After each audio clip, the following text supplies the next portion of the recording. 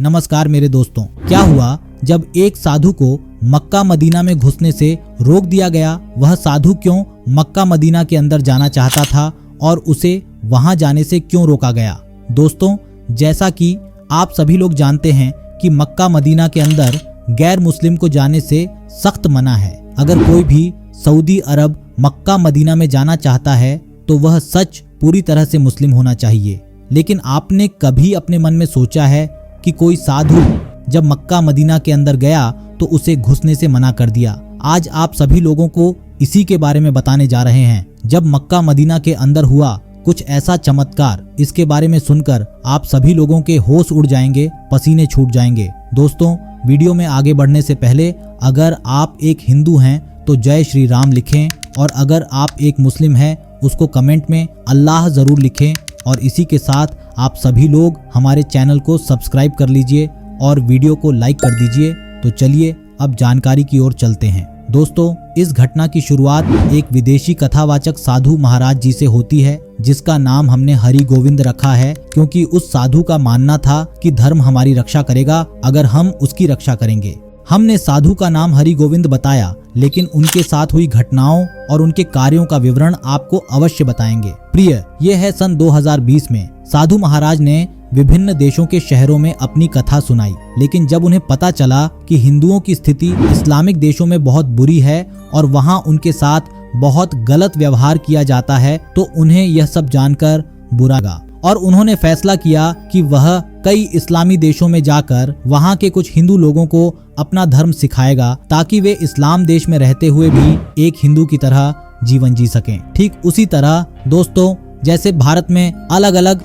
जाति धर्म के लोग रहते हैं, यहाँ पर किसी को कोई रोक टोक नहीं है। लोग अपने धर्म का पालन करते हैं। हिंदुओं को अपने धर्म के अनुसार अपना जीवन जीना चाहिए, न कि दूसरे देश में जाकर बदलना चाहिए। इसे समझाने के लिए साधु बाबा ने कई देशों में जाकर रामायण और महाभारत की कहानियां सुनाई। लेकिन जब वे सऊदी अरब पहुंचे तो उनके सामने कुछ अलग दृश्य था। वास्तव में जब बाबा सऊदी अरब पहुंचे तो उन्होंने देखा कि हर धर्म का सम्मान था। यहाँ हर कोई एकजुट रहता है, चाहे वह हिंदू हो या मुस्लिम हो। अब अरब की स्थिति ठीक है, लेकिन साधु बाबा की कहानी वाली जगह से मात्र कुछ किलोमीटर दूर एक मक्का था, जिसके बारे में उन्हें तभी पता चला। तब साधु को मालूम हुआ कि हिंदू लोगों को मक्का मदीना में जाना वर्जित है, यानी गैर मुस्लिम लोग इस जगह पर नहीं जा सकते। बाबा ने इन जगहों के बारे में जानने के लिए धार्मिक साहित्य पढ़ा, जिसमें खास तौर पर बताया गया कि इस्लामियों को काबा में लगे चुने गए पत्थर भगवान शिव का शिवलिंग है। जब साधु ने इतिहास की पुस्तक में लिखी इस बात को जाना तो वे हैरान हो गए और सोचने लगे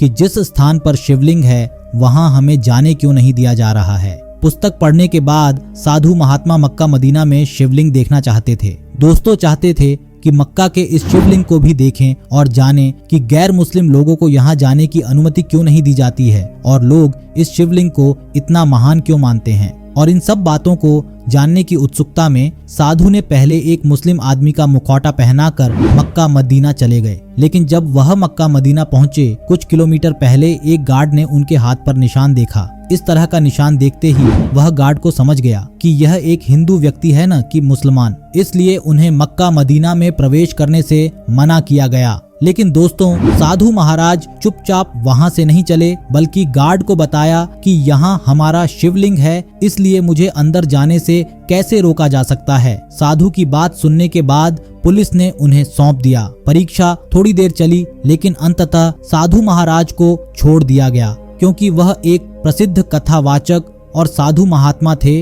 उन्हें इस तरह लंबे समय तक कैद करना उचित नहीं था। पुलिस ने इसलिए उनको छोड़ दिया। लेकिन इन सभी प्रयासों में वह मक्का मदीना नहीं जा पाया। इसी बात से हमेशा असंतुष्ट रहते हैं। लेकिन घटना के कुछ दिनों के बाद एक फोटो सोशल मीडिया पर वायरल होने लगी। एक वायरल फोटो में काले पत्थर का एक शिवलिंग दिखाई देता है। यह चित्र कहता है कि मक्का मदीना में बनी काबा के नीचे वाले हिस्से में शिवलिंग का दर्शन हो गया है। शिवलिंग के बारे में वैदिक साहित्य का इतिहास, पुस्तक में लिखी बातें पूरी तरह से सही हैं। लेकिन कुछ लोगों का मानना है कि यह शिवलिंग नहीं है, बल्कि रुकन अल यामिनी, काबा का एक कोना है। इतना ही नहीं, इस काले पत्थर के बारे में बहुत सारी बातें कही जाती हैं, जो लोगों को सोचने पर मजबूर करती हैं कि आखिर इसका राज क्या है और क्यों है। इसके बारे में इतनी अलग अलग विचार क्यों हैं। वास्तव में इस्लामियों को हज की यात्रा पर मक्का या मदीना जाते समय काबा में स्थित काले पत्थर को चूमना चाहिए। कहा जाता है कि इस काले पत्थर को चूमकर कोई भी दुआ पूरी होती है। यह काला पत्थर काबा के पूर्वी कोने में एक बहुत पवित्र बंदर है। यह पत्थर